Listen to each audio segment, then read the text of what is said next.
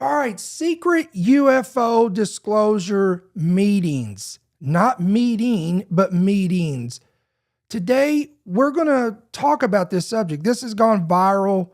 It's exploding all over social media. It's on every major social media platform. Even the mainstream media is picking this up and talking about this. And there's a lot of conjuncture. There's a lot of opinions. There's a lot of scrutiny. There's a lot of misinterpretations and twisting and distortions, and it goes on and on and on. And so today, we're going to talk about this today, and I've got a very special guest that we're going to pull into the program, and we're going to dissect this thing, and we want truth. This might be offensive to some, and to others, it may not. But at the end of the day, what we want is clarification, and what we want is for the body of Christ to be prepared, to be ready, and to be edified. That's our mission, and that's our goal. So on today's podcast, stick around. We're going to unravel, we're going to unpack, and we're going to bring out the facts. We're going to bring out fiction, and we're going to bring out fabrication. Facts, fiction, and fabrication. And we're going to cipher through it, and we're going to try to bring you the best possible picture, the big picture of everything that we're talking about on this program in regard to the recent UFO disclosure meeting. So let's go.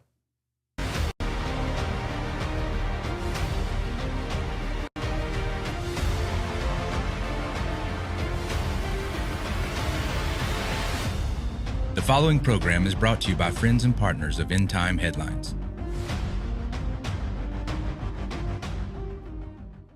All right, what's up, family? It is Friday, May the 8th. Can you believe it? It is May 8th. Ridiculous. I cannot believe that, it seems like I say this like every 2 weeks, but it's literally like you blink an eye and the month goes by, and we're almost halfway through the year of 2026. And boy, has it shaped up to be one for the books. I've said this, we're facing a trifecta. We've got war in the Middle East. We've got UFO disclosure. And now we've got what could be possibly another pandemic cooking up. So there's no shortage of craziness that's going on. So we don't shy away from any of these topics. We cover it all here. Okay. So if you're new to the program, this is End Time Headlines. We're news and headlines from a prophetic perspective. I'm your host, Ricky Scaparo, the founder, the pastor, and the voice of End Time Headlines. We want to welcome you to tonight's program. If you happen to be new, first time joining us, first time tuning in, if you're watching by the premiere, or you're just coming into the comments, or you can comment on Apple or by Spotify, we welcome you. Do us a favor, let us know that you're new and where you're tuning in from. We'd love to welcome you. Our admins, you'll see them if you're in the chat in the premiere here on YouTube, they've got the little blue shield. They're going to greet you. And most people that come in, they speak well of our group here at End Time Headlines. And I'm very proud of our admins in our group. We have a very special group of people. They love you. We want to say welcome, and we love you already. And we hope that you stick around. Listen, we do have a free gift we want to give you, and that is our free app. If you haven't picked it up today, you can pick it up on Apple or Android. If you're watching the visual of this, if you'll just scan that QR code right there on the screen, it'll bring you to a page where you can download our free app. As I've said before, guys, for you guys that are on Apple, you've got the latest version of this. Android, Google has given us a lot of flack. We're jumping through hoops trying to get things worked out to get the latest update. You can get the app, but the latest version of it is still in the works. We're waiting for an update on that, and we hope to get that out there. So, guys, today, as we said at the introduction of this, by now everybody knows that we have got this UFO disclosure, secret meetings with pastors. Josh, this stuff has exploded. It's all over the place. And I knew when this was going down, I was like, I got to get Josh onto the program because I want to have a discussion with him. So welcome to the program, Josh. Welcome back to ETH. I know many of our people love you here, and we thank you for being a part of the program tonight. Yeah, absolutely, Ricky. Thank you for inviting me back on. You know, the first time I came on, a lot of your audience started checking out some of my videos, and a few of them have stuck around for every single one. And, you know, I mean, I'm biased of my own audience, of course, but you out there, I think you've got one of the best audiences. So I just really appreciate you, appreciate your ministry, and appreciate the people that follow End Time Headlines. So thank you so much for having me back on. I appreciate that. And listen, if somebody has happened to watch, maybe they're tuning in for the first time and hearing you, and they don't know much about you, why don't you let them know where they can connect with you, how they can connect with you, and all that? Yeah, well, my YouTube channel is youtube.com/@dailyrenegade. Website is dailyrenegade.com. And then I also have renegadepublishers.com, which is a company that I just started because the Christian publishing industry is kind of a mess, and it's not super fair to their authors. So, hey, if anybody out there has a nonfiction, we're not doing fiction just yet, but a nonfiction Christian book in line, you can go to renegadepublishers.com, click submissions, read through that, see if it fits. And if so, send us an email. We'd love to read it. But yeah, those are the main places where I can be found. And this is such a strange day because I started ministry about 15 years ago. And one of the first things that I talked about was the whole alien UFO stuff from a Christian perspective. Because back then, the only one that I knew that was talking about it was, you know, L.A. Marzulli. And there were definitely some others, but I was brand new into the topic. So I learned a lot from him. And then just through the years, I've gotten to meet and interact with a lot of other Christians that we have an answer to this whole UFO phenomenon thing where the rest of the world, they're scratching their heads wondering what's going on. So especially now, it's our duty to get out there and teach what the Bible says about all this stuff. So I just really appreciate you having me on for this.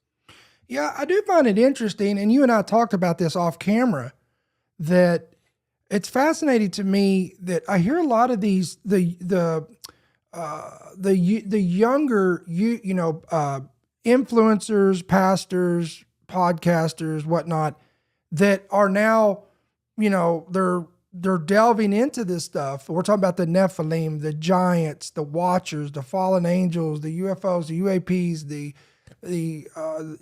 all of that, the supernatural. And I hear them say, you know, well, nobody's warning the body of Christ about this. And I'm thinking, wait a minute, because for over 30 years or more, a lot of these guys have been on the front line, the Chuck Misslers, the Michael Heisers, like you said, L.A. Marzulli, Perry Stone, whom, you know, we're going to mention him in this podcast. I remember when he was talking about the giants and the fallen angels and the Nephilim. I remember this when I first got saved over 26 years ago. He was talking about this stuff. So it's interesting to me that, you know, that there's a newfound interest in this all of a sudden. And I think a lot of that is because of the so-called disclosures that this current administration has promised that's going to come out. And what that's done is it has sparked an interest in this. And, you know, with a lot of the younger generation that don't know that the Misslers and the Heisers and the Marzullis, they don't know these guys. You know, they know, you know, some of the younger guys like us. But you know, this is a good thing because it gets these conversations going, and we need to have these discussions. And as I said at the introduction of this, we want truth about this. And I think it is our duty as believers who have platforms to inform the body of Christ of what is coming in the days ahead. You got anything you want to add to that before we go forward? Well, and as Christians, you know, we should be absolutely in love with the truth, and that's what it's all about. It's not about, because I'm seeing a lot of this online with some Christians, some non-Christians, but I'm going to focus on the Christians because we're the ones that are supposed to be representing truth.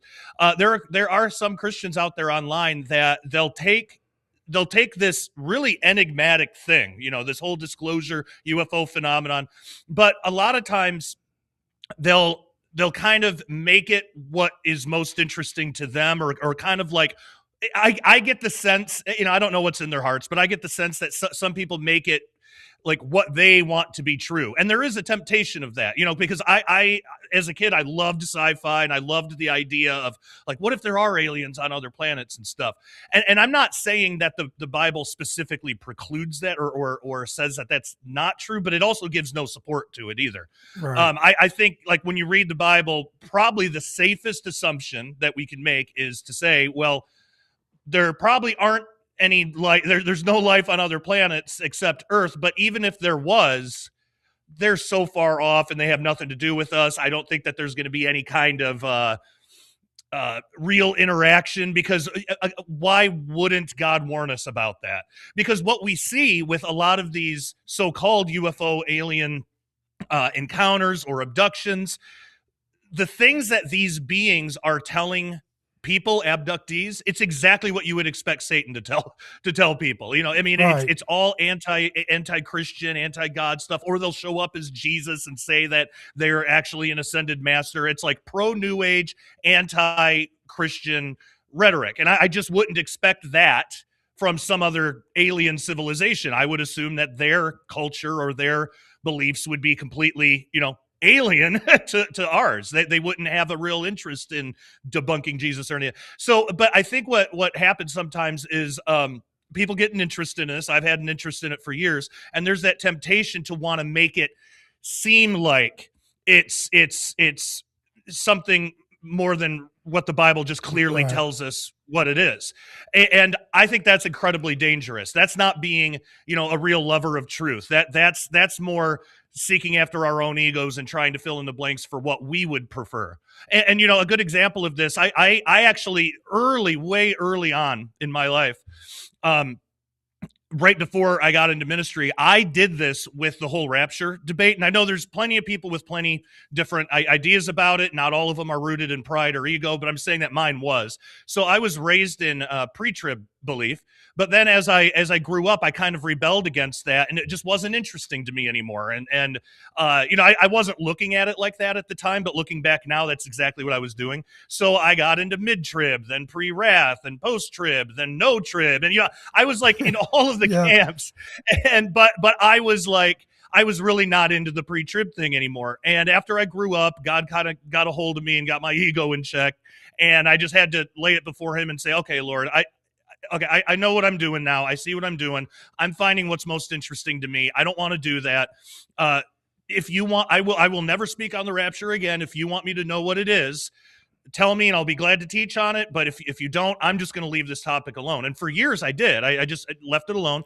And after some growth and maturity, the Lord just started revealing really good, solid Bible teachings that's in support of the pre-trib rapture. And all of a sudden, because my ego wasn't blinding me, I was just able to see it for exactly what it is. And it was to me, it's not anymore, but to me, it was the least interesting option because it was what I was brought up with.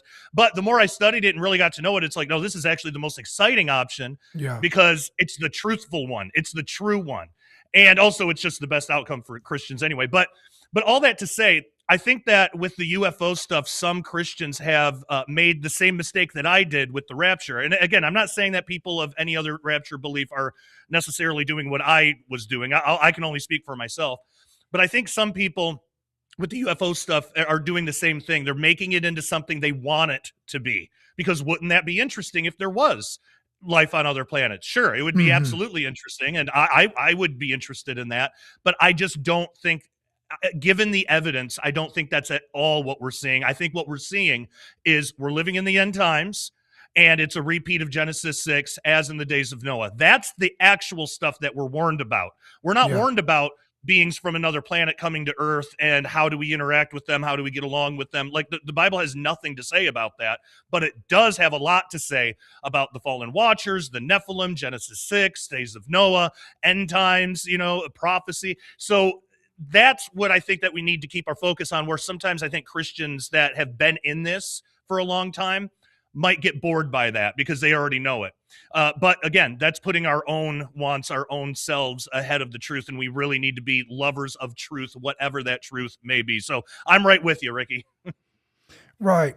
So, And this is what I think, and this is what I fear, is that I call it the Hollywood syndrome too, is where we allow, Hollywood fabrications and the portrayals and fictions to kind of bleed into our theology or our beliefs.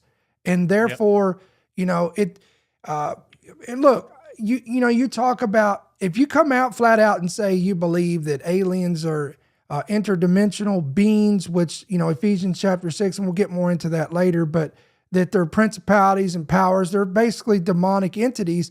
Well, that's boring. That's boring to most people, including Christians. That's not going to get traction. That's not going to get clicks. That's not going to get, the notoriety. So that's boring to them. So, and what I'm afraid of is many of these guys will, because they know it's starting to lose attention spans, they kind of spice it up a little bit, and add and embellish things. Now, I want our audience to remember what we're talking about here, because I know some of y'all say, we all get to the point, we want to know about these meetings. Okay, well, let's get to that. Okay, so let's show the article that gained so much traction here. Yeah. This is the, let me pull a different angle. Here we go. So this is from the Daily Mail, quote, and I love how the mainstream media puts a spin on this stuff too. Religious leaders told, quote, prepare now for UFO disclosures to unleash Bible-changing revelations. This whole thing right here is so contorted right here. Yeah. We'll get to the truth here. Influential pastors are claiming that they have been told to prepare their followers for shocking revelations about UFOs, which may upend belief in the Bible. Now, I'm going to interject something there in just a moment, and we'll tell you who's going to fall victim to that if, in the event, something like that was to take place. Perry Stone, well-known evangelist, author, Bible teacher from Tennessee, warned that fellow pastors were recently invited to a secret meeting with U.S. intelligence officials to prepare for the release of secret files on extraterrestrials. Okay, now we've got the actual footage of this, guys. We're going to show you, again, what I want to do, I don't want to give you hearsay. We want to give it to you straight from the mouth of the individuals, and then you can form your own opinion. But here is the clip that went viral of Perry. Check it out. And I'm not going to go into great detail, but there were a large number of pastors that had been invited to go to a certain state to hear some men in the United States government and others. Okay, we got to stop right here. Right off the bat, some of this is not true, guys. First of all, there was several meetings, not one. Two, this was not U.S. government officials that they were having meetings with. Now, I'm going to prove that to you in just a moment, because we're going to pull up some of the pastors that were in the meeting, Josh, that were there, that you and I both know personally. And there was not government officials in that meeting. Okay, so we want to let that know. And let me go by. Let's go to the clip. Let's just listen. Share with them a concern that they had. And this particular man, and I'll not name him, and then we may end up doing some teachings with him or having an event at his church. He has a great church. Now, guys, and I've had people email me and message me, so I'm going to go ahead and answer that. I don't know who he's talking about. I had an idea of who it was, but later on I've discovered that it wasn't. So I'm not going to try to make an assumption who this is. It doesn't really matter. It's irrelevant, but let's watch the rest of this. But he said, Perry, what they're about to release, from what we're hearing, there's going to be a release concerning aliens and concerning unidentified flying object spacecraft, that some of the people who were in the meeting were telling us as pastors, you need to prepare your people and you need to get ready to answer them for what you're about to hear being released. Okay. And some of it has to do with crafts that have been discovered that are not allegedly a part of our planet, and the materials they're made of are. All right, stop. We've been hearing about this, Josh, right? How long have we been hearing about that? You interject anytime you want to, by the way, brother. Yeah. Oh, yeah, not a problem. Yeah, well, and also just to remind the audience, so Perry is giving information based on something he heard from someone else. So yes, he's not there. Claiming that. Yeah, he's not claiming that he was at the meeting. So all of this information, we don't know who it comes from, and so we have to take it with a grain of salt. There was one thing that we'll probably get to later, that he mentions in there that I found out wasn't true, but I don't think that he's trying to deceive anybody. I think he's just relaying what he was told. But yeah, I mean, we've been talking about this for years and years and years. Yeah, I mean, we've had whistleblowers come forward. What was his name? David Gresham? Is that one of the guys? David Grush, yeah. Whatever his name was. Yeah. He was a whistleblower. Others have said that they've retrieved these crafts. You go all the way back to Roswell, and we could speculate on this. What is it? Or is it of earthly origin? They have said that over 80% of all these UAPs, UFOs, the underwater crafts are of earthly origin, military origin, top secret, over 80%, maybe even higher than that.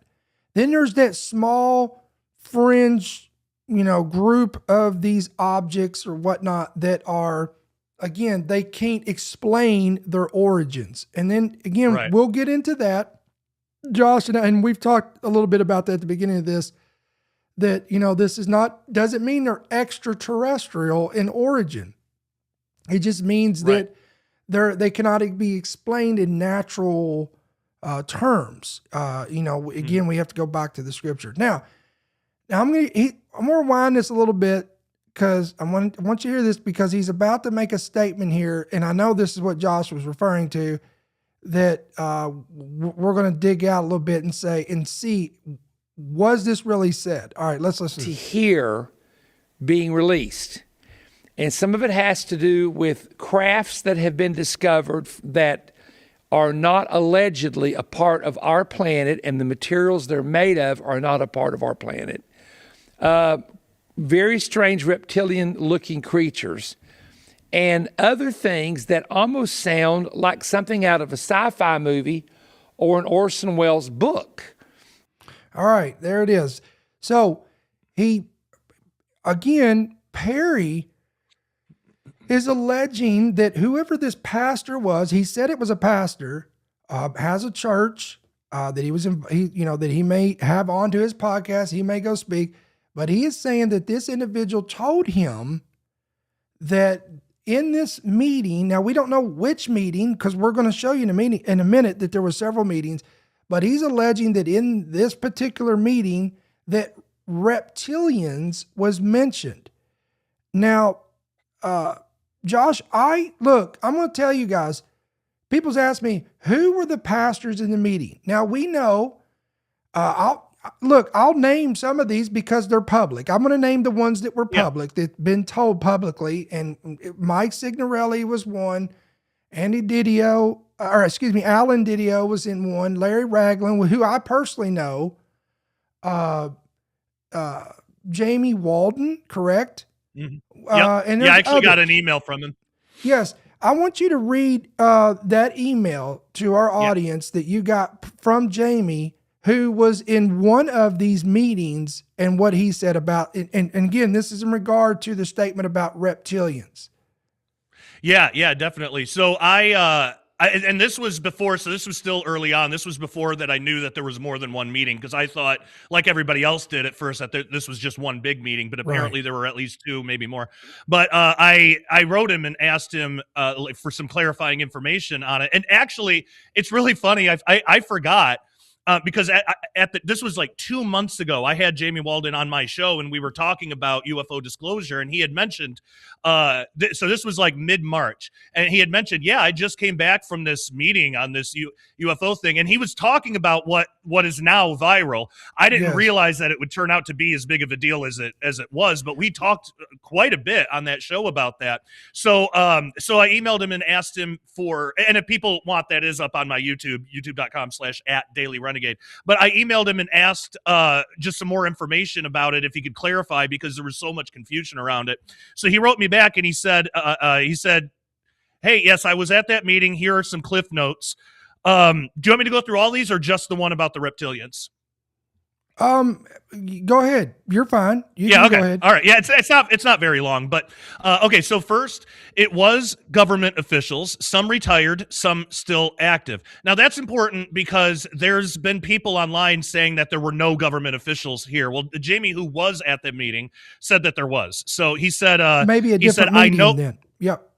Yeah, it could be. Yeah, it could be. So he said, yeah, it was government officials, some retired, some still active. I know them and their families intimately. They are legit, no matter what all the internet trolls are saying. It was not an echo chamber of Christians just stroking egos, quite the opposite. Congressman Burleson did call and speak with us directly. There was no mention of reptilians ever in the meeting. Perry Stone was not there. I am sure it is just things getting lost in translation or in sensationalism. I don't think he is intentionally being misleading in stating that part of the info. He's repeating what a friend told him. Right. And so that's like the main. I'll go because there's some other really interesting stuff in here, but that's the main thing was that he's saying that reptilians weren't mentioned, but he thinks that it was just something lost in translation. He doesn't think Perry Stone is being deceiving, and I agree. No, I agree with that too. Yeah. Check this out, though. This is what gets us into the Genesis 6 stuff. The hybridization program is alive, well, and much more advanced than what most people know. I was shown the evidence and the photos. Now, on that one, I did email back and say, hey, can you give me like a lot more information on that point and another point that I'm about to read? I haven't heard back yet. I know he keeps really busy, but if and when I do get a... Right. And he may not be able to, because that's the thing, guys. We don't want to put in any of these guys, we don't want to put them in danger. So we're not going to try. And I know how people are. Well, I don't see any photos. I don't see any videos. Look, it's the same reason, guys, that likely I'm going to burst your bubble here because I might give away something.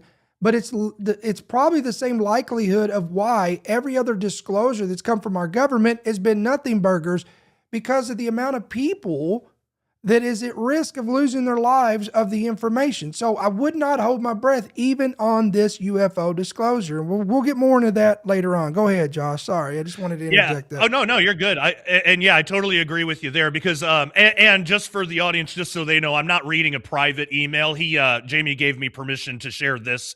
So yeah, it could be that he might have more information that he just can't share for if it's dangerous, and we wouldn't want him to do that. So yeah, he said the hybridization program is alive, well, and much more advanced than what most people know. Again, if I get more clarification on that, I will absolutely share it with people. 90% of all UAP abduction experiences are coming from the private sector in particular and the leading governments in general. I don't know what he means by that one. That was another one that I asked for more information on. Like, what exactly do you mean by that? So I don't know, but that's interesting. Okay, then he goes on. There were only 3 pastors in the meeting, myself and 2 others, Larry Ragland and one other local pastor who was not too interested in what was happening. I do know that my bros giving the brief did have a second one after us. This is where Alan Didio was at. I have never met him or corresponded with him. The briefing was pure and Christ-honoring in every way. Our sources are deeply concerned for the church and for the salvation of souls unto Jesus.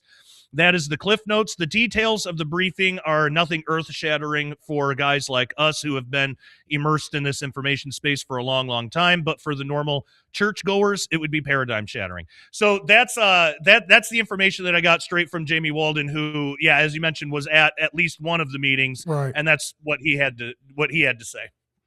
Now, I do want to pull this up because this agrees with what Jamie said. Matt Gaetz, and this is public, makes out of this world claim about government secrets. Let's read a little bit of this. Former,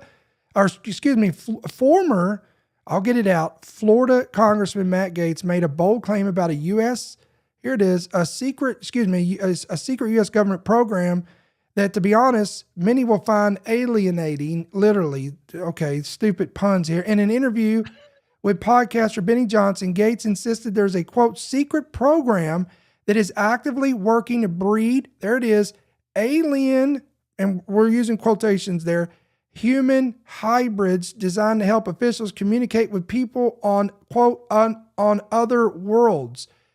Now, again, guys, we've given you our opinion. These are not, quote unquote, aliens.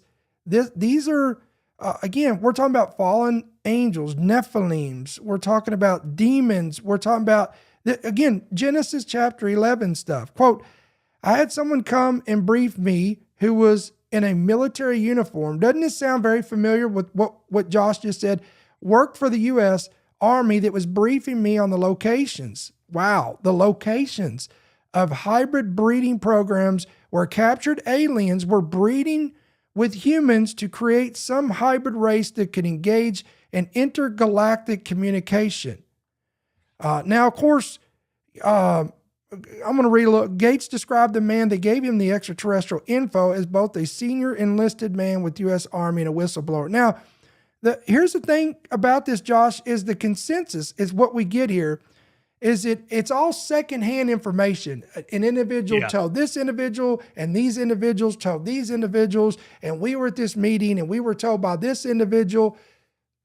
Again, do what y'all want with this, but, you know, our intention is to prepare, listen to me, the body of Christ in the event, and we'll elaborate more on this, in the event that if something crazy like this was to surface with actual evidence, we don't want, and that's the heart of these pastors too, and I know that because I know many of their hearts, is they don't want us, the body of Christ, to fall into deception over this.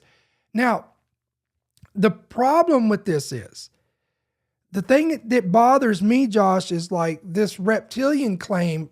Oh my gosh, that's the thing that went viral, really, honestly, went all over the place. Yep. And even mainstream podcasters and media outlets picked it up. Here's one, and I actually, this was funny to me. So we want to interject a little bit of humor in this podcast too. I don't know. Have you seen this, Josh? No, I haven't. Beck? Oh, it's hilarious. All right. So let's listen to this. We'll do a live reaction to this. I don't know if you saw this, but, I don't even know if this is true. But apparently there were some people from the government with inside knowledge that have asked a group of pastors to meet somewhere in the country, Tennessee. And they met to get briefed on, I don't know, lizard people. I don't know exactly what. Do you have this story? Have you looked into this? Yeah, a little bit. So this started going around yesterday, and at first I dismissed it. I eventually started seeing it getting pushed all over the place, but apparently there was a, quote, large group of pastors. I looked a few of them up. Some of them are well-known evangelists that supposedly met at an Airbnb in the mountains of Tennessee where a hang on just. Well, and again, guys, it wasn't just one meeting. So again, we want to clarify that. That's misinformation. Just a second. Hang on. Send me a list of the pastors, because I probably know some of them, and I will call them. Okay. And find out. Interesting. Okay, but go ahead. They met at an Airbnb. Right. One of these pastors' name is Perry Stone. So he put a video out on X yesterday or on YouTube. And I'll just read you a quote that kind of summarizes it. He said, quote, I'm not going into great detail, but there were a large number of pastors that had been invited to go to a certain state to hear some men in the U.S. government and others share with them a concern that they had. The concern revolved around, quote, some of it has to do with crafts that have been discovered that are not allegedly part of our planet, and materials that are made are not part of our planet. Very strange reptilian-looking creatures and other things that almost sound like something of a sci-fi movie or H.G. Wells' book.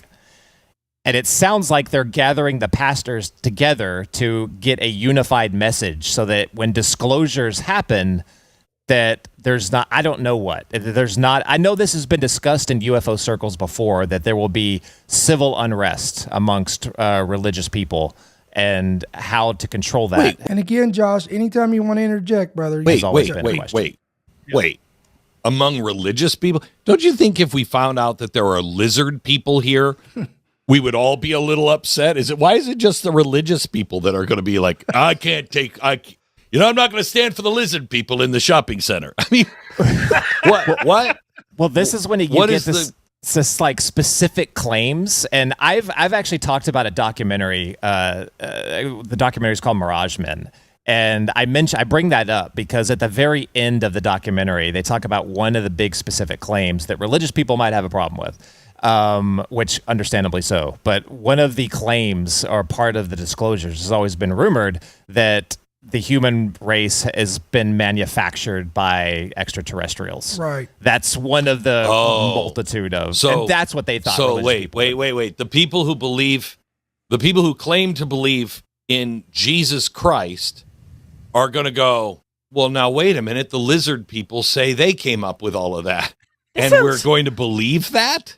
Sounds like a psyop invented by atheists.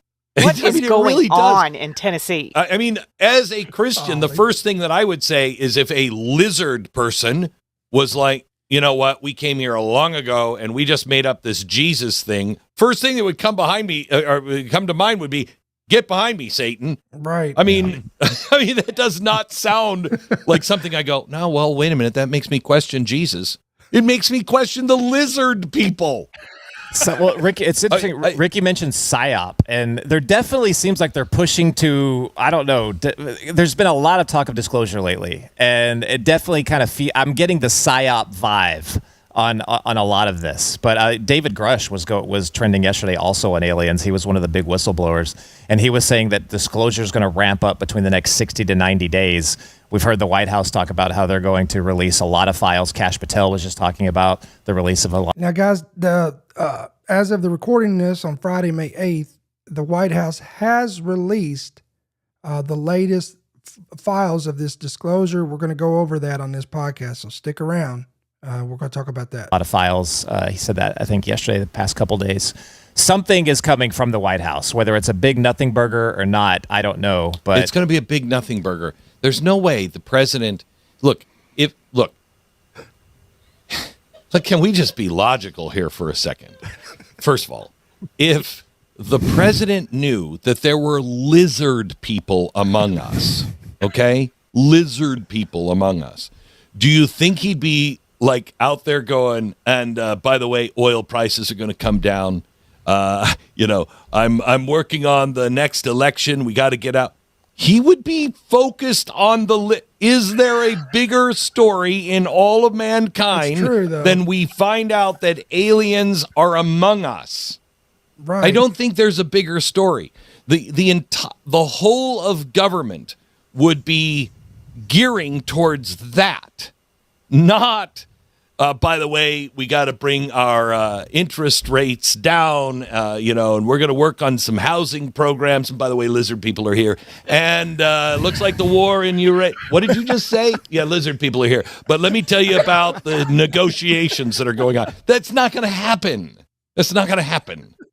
It's not going to happen. There is a fortuitous timing to a lot of the alien talk. It always seems like when there's other large news out there or something that the government doesn't really want to talk about or something like that, we always seem to get a disclosure. It seems, or is it the government? These nameless leaks that are coming with people connected to the government. I'd like to know who the people connected to the government are. Yeah. Who are they? Who is doing this? This is, again, honestly, I would love to hear from Christians. I'd love to hear from you because maybe a lot of people say I'm not a Christian, even though I've been saved and redeemed by Jesus Christ by accepting his atonement. Somehow are not a Christian. But I would love to hear from Christians who somehow or another this is going to shake your faith. I just don't believe that. I believe in God until lizard people show up. And then I'm going to listen to the lizard people and they're like, yeah, let me just tell you that we all came here a long time ago and made up Jesus. Oh, okay. That's shaking my faith. Sorry. Don't think so. They do live among us, and Gavin Newsom and Nancy Pelosi. Do you remember? Steve Deace's prediction on your TV show? Yeah. Here's the exact quote: "We're going to see at least one elected official claim to have directly communicated with non-human intelligence, and the amount of activity, psyop, whatever you want to call it, on the UFO, UAP, NHI front is ramping up." Now I'm suspicious about why Steve Deace knew that. Maybe was he in this Tennessee meeting? But is he a lizard person? That's the better question. He claims to be a Christian. Maybe he's a lizard person. Oh my God! I mean, he stated that with such authority, though, too. And I'm not saying that he had inside information, but he really, I mean, because that was shocking coming from him. And we all laughed. We're like, "Okay, Steve," and well, I guess maybe he was right. We're getting closer. Who do you think the politician would be that would announce that they'd had non-human intelligence? Trump. Okay. Right. I mean, if it's true, Trump, because he's going to let somebody else be the star of that show. Yeah, not going to happen. No way. I mean, if he could, the spacecraft would have TRUMP flashing. It wouldn't be like, the end scene of Close Encounters. It's not just lights. It would spell out Trump. It would spell out Trump. He would be the guy. If this is true, believe me, this is the biggest announcement in all of human history. It's not going to be just leaked out. The president would have to be the one. I don't care who the president is. Right. The president would have to be the one that would break it to the American people and the world. It would have to be. You're going to say, Marco, I know you're busy on like 80 different jobs. I need you to go out, talk to the people about the lizard people. I'm working on negotiations right now. No, it has to be the president. And there's no way. Yeah, man, wow. Well, man, he that said he was wanted good. to hear from Christians, so that's what we're here for. Here we are. That was a good laugh, though. But we laugh at this, but there's a lot of truth to what he said. Yeah. I mean, we got to, we can't get lost in, again, the Hollywood sci-fi aspect of this. We have to bring this down to earth. No pun intended, kind of, but not really. But we have to be realistic about this. But look, guys, here's the point, is that we have to be careful with our words. And just that one word that, again, according to Jamie, that was never said in that meeting that he was in. But look how this is going. Then you had, now let's talk about, again, now this is my friend Larry Ragland. I know him personally. Let's pull this article up and we'll talk about this. All right. Eric Burleson accepts apology over pastor's alien inventing Jesus comments. And again, guys, I'm reading this from Newsweek. And by the way, just so you'll know, Pastor Larry Ragland and I discussed this article from Newsweek. So this is not a slam on him. We're just going to see how they spin stuff and we're going to read this. Pastor and YouTuber Larry Ragland has apologized after suggesting that he was told in a secret meeting with U.S. officials that aliens had invented Christianity. In a clip circulating on social media, Ragland said that, quote, a very well-known congressman from Missouri, we know who that is now, had called into the private meeting for pastors, adding, quote, on speakerphone, this sitting powerful member of Congress said, quote, they are preparing to tell us that they are from another dimension, that they are a creator, and that these beings, these aliens, whatever you want to call them, they were the ones that seeded us here. There is no such thing as God. Jesus was invented by them, and the Bible was invented by them. Republican Representative Eric Burleson of Missouri, who is among the more outspoken voices in Congress on the topic of UFO disclosure, responded to the clip. So he responds to Larry, quote, I would remind people to listen to what I've already stated publicly, which is basically the following. I do not know what the strange objects in the skies are, and I certainly do not know their origins. I was asked to call in by phone to a conference meeting of theologians. He added, quote, I cannot tell you all that was said at that meeting because I was, quote, not there. So I want to let everybody know that the congressman called in. He wasn't there present and did not hear much of what was said. when I had a chance to speak, I expressed my views, which is that we Christians tend to get dug into our personal worldviews, even if they have nothing to do with what has actually been written in the Bible. So it goes on, it talks about what we already know, but then Pastor Larry Ragland chimed in, and I'm going to just pull up a clip. This was from last night. Give me a second, guys, to pull up the clip. Pastor Larry Ragland on what was actually said. Here we go. Ready? Yes, sir. Anyway, yes, it is. Bishop, look, there was a meeting. Yeah. There were several pastors were there. Perry Stone has already let this out. Sure. And you've admitted you were there. Is there anything you want to say about the meeting that you can share with us? Well, if I know we're going to talk about some things as far as disclosure, and I know a lot of people are wanting to know about the meeting. So if you want me to, we'll just go ahead and knock out the meeting at the beginning, and then we can talk about some things. Is that cool? That's cool. Let's do it. All right. What do you want to do? All right. So here's the thing about the meeting. They're calling it the infamous pastor meeting, but I want everybody to know that there was not just one meeting. Okay. There you go. The meetings are legitimate. I was at the actual first meeting.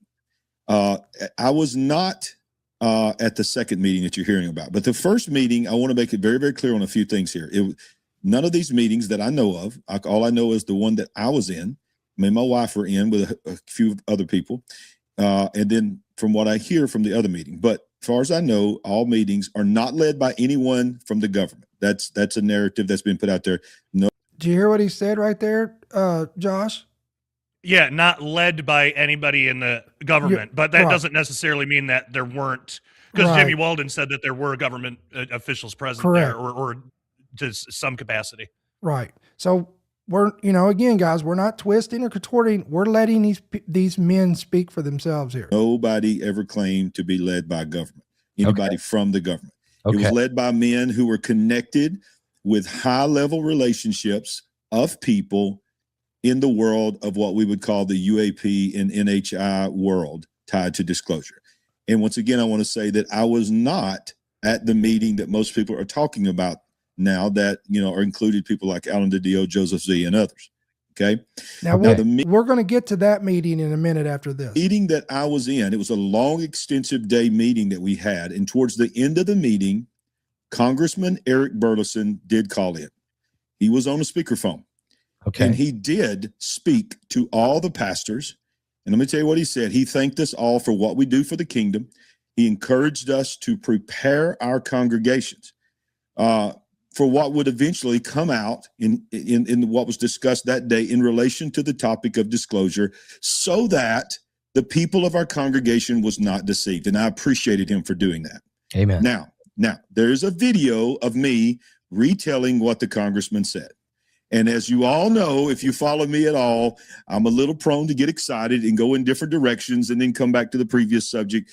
And I tend to talk too fast at times. People have told me. I'm guilty of that too. And you guys know that. That's exactly what happened. I also shared my feelings in this video that's gone viral about what I personally think the narrative will include in relation to the church. And for the record, I have been saying the exact same thing for many years in my pulpit and on my channel. Amen. Now, I did not separate what he said from what I said. And because of that, I made an apology video and I addressed the congressman directly and apologized directly to him. And I am thankful to say that Congressman Burleson responded directly to me and to my video. And if it's okay, Pastor, I would like to read his response. I'd love for you to. Go right ahead. All right. And in fact, if I can, I'm going to see if I can show this. Can you see me if I show this? Can you see it? Yeah, we see it. We don't see you, but we see it. Yeah. Okay. So this is the video that I made. Everybody's probably seen it by now, but I'm very appreciative that Congressman Burleson said these words directly to me. Greatly appreciate the pastor's comments here. I don't hold any blame on him. This kind of thing happens all the time. I have been in politics for a while and have interviewed with countless media outlets on countless topics, but I have never had my words more scrutinized and dissected as when I talk about the topic of UAPs. Wow. So I appreciated the congressman for what he said in that video. So, Paul, I want to say this. When it comes to this subject, from this point forward, and especially in thanks to Congressman Eric Burleson, I am going to spend my time and my energy on what Congressman Burleson asks us all to do. And that was to warn and prepare our people for what is coming and to make sure that they are not deceived. Okay. So, Yeah. Josh, you got any thoughts on that? Well, I think it's it's commendable that he did apologize because, and I mentioned this in a video that I did yesterday. I don't know Larry very well. We've had really brief like texts and stuff here and there. He's going to come on with Alan Didio. For some reason I cannot say that. I cannot say his name. I keep messing it up.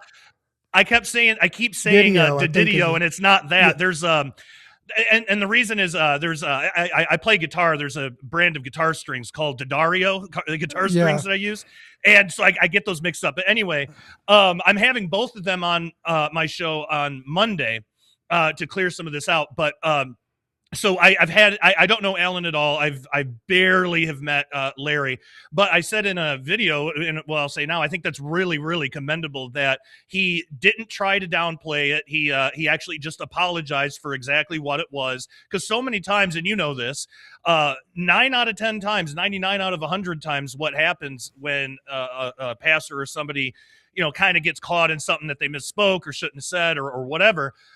They obfuscate it, they ignore it, they'll gaslight and try to redefine the whole thing. And I actually thought that was really cool that Larry did not do that at all, and he just did like exactly what I would have done if I made a mistake like that. I would have just immediately owned up to it, apologized, and because I've misspoke before on my show. There have been times where I've reported something and then come to find out, it's not true. So I have to go back, and then the next day I'll just say, hey, I totally screwed up. This turns out this wasn't true. I should have looked into it more. And, that's happened 2 or 3 times since I've been in ministry. And so he handled it exactly the way I would have. And I thought that was really honorable. That was good. So again, I don't really know him all that well, but for me, that was a great first impression. But and that's cool that Eric Burleson also wrote back and accepted the apology and everything. But it does show why we have to be so careful of our words and so careful what we say. And a lot of times I'll use a teleprompter for exactly that reason, because I tend to go off on rabbit trails and I tend to talk fast because I think fast, and sometimes things don't come out right. They get misconstrued. So I really try to limit how much I do that, unless it's a topic that I really, really know really well and have spoken on dozens or hundreds of times or whatever. But yeah, what was your takeaway from that? No, I agree. Again, I don't know. I'm the opposite. I don't know Alan personally, but I do know Larry, and I know his heart, and that's his heart. He just, he firmly believes that this, the disclosure, the whole package of this is going to be, in part of the great deception that's going to cause people to fall away in 2 Thessalonians chapter 2, and there's nothing wrong with that. We've warned about that. We believe that if they were to generate this and if they were to present this stuff, then that's exactly where I would go with that too. Matthew 24, be not deceived. Now, speaking of Alan, let's let me pull up the clip from him.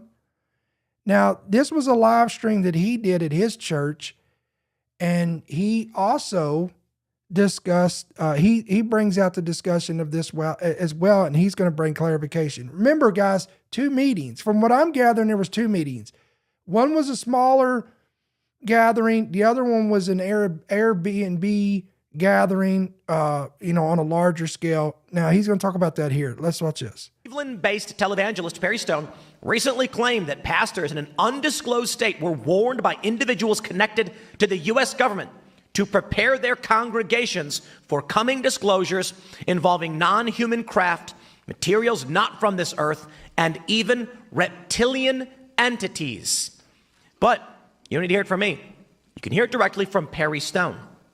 Before I play this video, I want to show you a couple of things.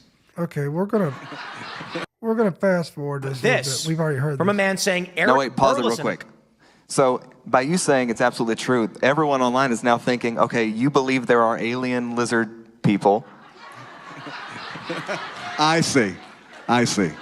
But no, the meeting was absolutely true. That is what they told you. Yeah, that's what I'm referring to. The meeting is true. Yes, what was told to you. So that's not opinion. Right. Anyway, let's keep it going. Are we going to keep it rolling? If you want to, or we can stop it here. Well, I guess if there's something to hear, I'm seeing these clips with you guys. I didn't know what it was. We can move on because I think we do need to provide context about the meeting, what actually happened. Let's get into that. You guys want to hear the story behind the meeting? The real story.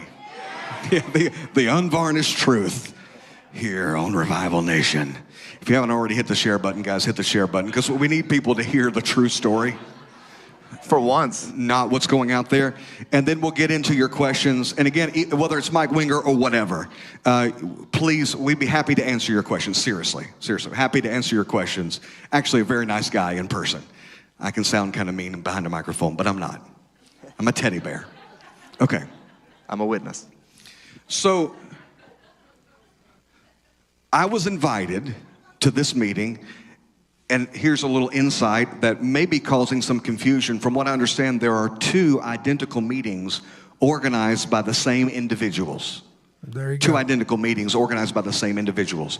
One was a little bit bigger, which I believe is the one that Perry Stone is referring to, and one was a little bit smaller. I was invited to both meetings. The first one I was like, nah, no thank you.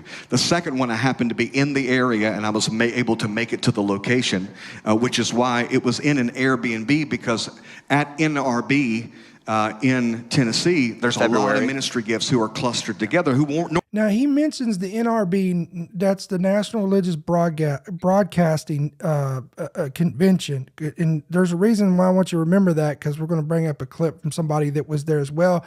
And I want you to hear what they say. We're just throwing that out. Normally would not be together. Our schedules just don't allow it. And so these individuals were able to get an Airbnb off-site, and there was a spot where all of us could join together.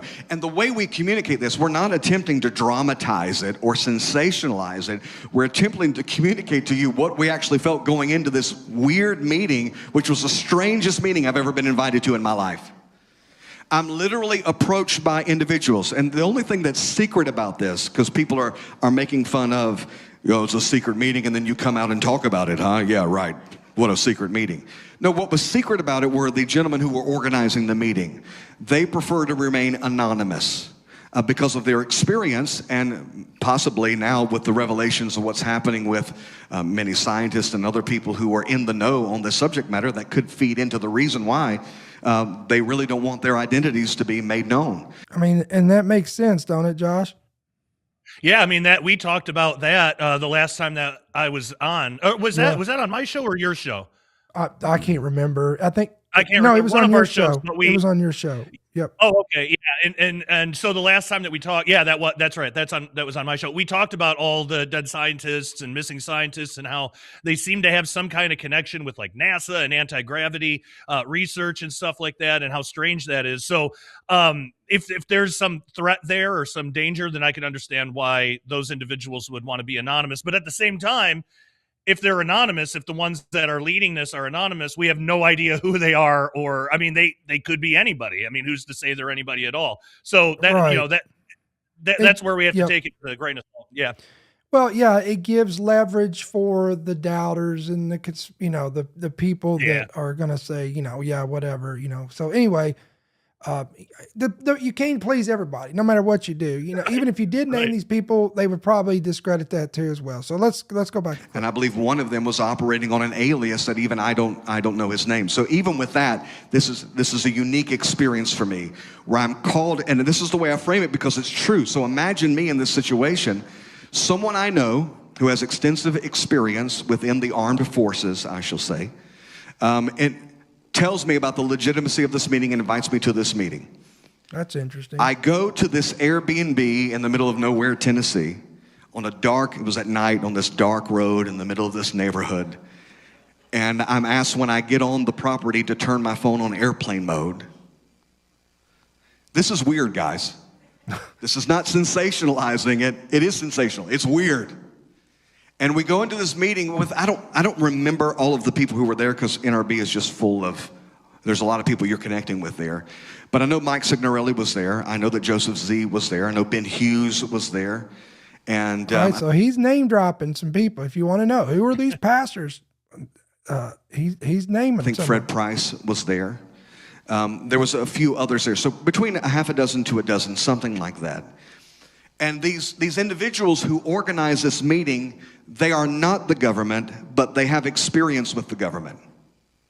And I've said this from the beginning. This is the way I've framed it, the way I've talked about it. Wait, you're saying they're not government officials? They are not government officials. So that rules out thousands of ex-posts that have straight up lied about what they heard. The government is gathering together pastors and prepping them for disclosure. Actually, no, these are people who are concerned about the government, who have extensive connections with what's happening in the government. Does that make sense? Now, I think in another meeting, remember there's two identical meetings organized by the same people, a certain representative was called in on that meeting. I was not in. Now that's the one that Larry Ragland was in, that we just talked about. Same with Jamie Walden that we were talking about. Yeah, so they that, must have that been one, in the same meeting. Yep. Yeah. Okay. In that particular meeting, but there was interesting people who were called in on the meeting we were in. So that's probably why wires are being crossed on, well, they said this was said and that wasn't said in the meeting that I was in. That could be the reason. I don't know. I think both meetings were practically identical. And it's the same people running it. So that could be the reason behind that. That's the reason for that. So yeah, and it's even confusing people like Representative Anna Paulina Luna, who someone posted something and she's like, really? Haven't heard of this, and we're running point on it. Well, again, this wasn't the government. This was people who are very interested in this subject. Okay, so that clears that up. I actually appreciate the efforts of... Oh, go ahead. Do you have something? Oh, I was just going to say, just as a reminder to people, so they're talking about that it's not that the government was leading this, but that doesn't mean that some government officials didn't have anything to do at all with one or both of the meetings, because Jamie Walden said that there were some government officials there. Actually, his exact words, again, just for people, it was government officials, some retired, some still active. I know them and their families intimately. They are legit no matter what the internet trolls are saying. So they're just talking about that it wasn't the government who was leading this. The group that put all this together, that wasn't the government, but that doesn't mean that some government officials weren't involved in some way. So yeah, I just wanted to give a reminder to people in case they missed that. Yep. All right. The representative. Yeah, it's been amazing. She does an amazing job trying to drill down on this, and I've reached out to her as well to give her more information about this. And one of the things that was revealed to us, and again, these are individuals who know, who are connected, and that I believe them. So I was very skeptical. It's funny going into this meeting. You can even ask Joseph Z this and other people who are in the meeting. I'm the guy who's always looking side-eye at everybody. I am thoroughly unimpressed by manifestations of demons, by whatever. Anything the enemy does, I'm not impressed by it. I'm not going to chase after it. I'm not interested in that. I'm interested in the truth and where it connects me to the Word of God. How does this point me to the Word? How does this get the body of Christ to be stronger and to have answers for the hope that lies within us? That's what I'm interested in. And so in this meeting, I'm the one that's saying, how do we know that you're not actually leading us astray? That's a good point. How do we know that that isn't what this is that we're dealing? Because they start talking about a lot of the deception. Now, a lot of what's coming out about what was discussed in the meeting, it was not what these people were saying is happening. The purpose of the meeting was to reveal to pastors and church leaders that there's going to be a mass deception that's coming. Here are the many different theories that people are going to say. Theories. Did you catch that? These are the many different theories. He didn't say these are the many different facts or disclosures or truths. He said theories. That's huge right there, Josh, I think. Yeah. So just keep that in mind on this. This is. However, we must stick to the Word of God and say what the Bible says it is. Okay, I don't know, Josh. I'm just like, it's just weird to me. Like, why? Why would these individuals put themselves at this kind of risk Why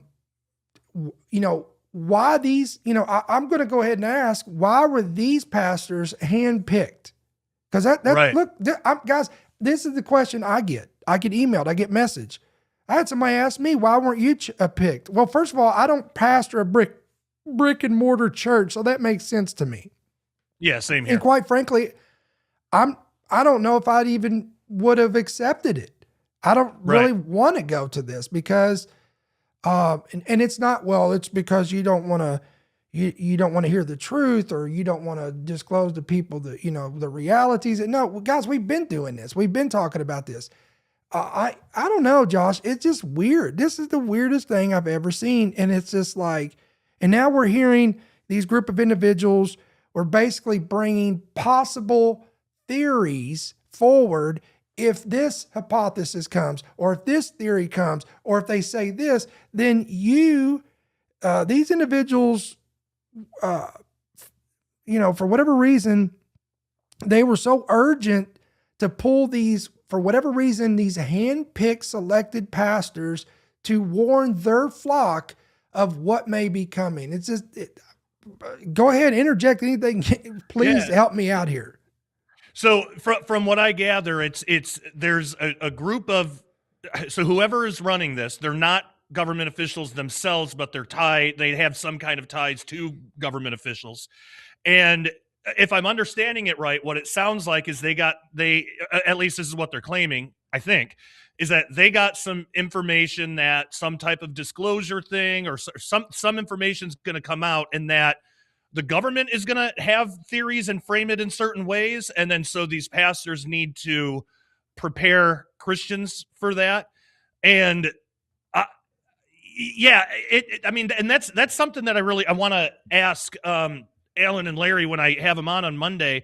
Like, did they tell you why they picked you? Because there's a lot of other people, and I'm not saying that it has nothing to do with me or anybody that I know, but why specifically that small group of people, and why not anyone else? And right, well, how come Jack Hibbs and major pastors that have huge influence, even bigger influence than some of these guys?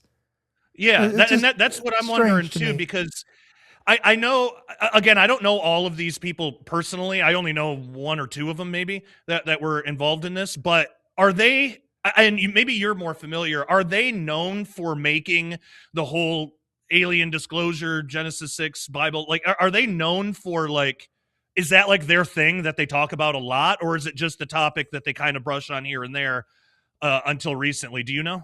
I don't know, but let me, I want to clarify. I mispronounced, I meant to say Jack Hibbs. I think I said Jack Hughes because I mixed up Pastor Tom Hughes and Jack Hibbs and made them the same person. So I want to make that correction. Good Lord.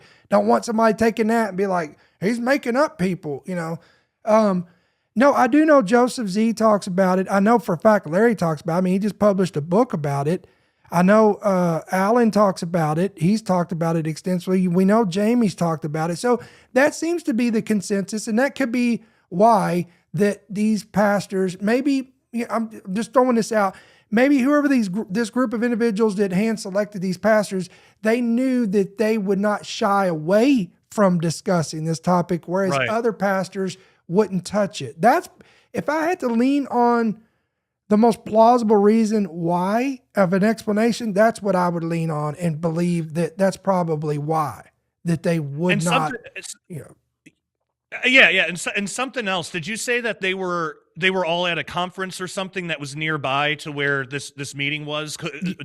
Was there something like that? The NRB, the National Religious Broadcasting Net. Let me pull up the clip. Here's an individual that was there. Now, just for a disclaimer here, guys, I do not know this guy. Never met, never heard of him. Don't know. This is from his channel's called The Unction. But he was there. He claims he was there. I want you to hear what he says here. Let me pull up the clip.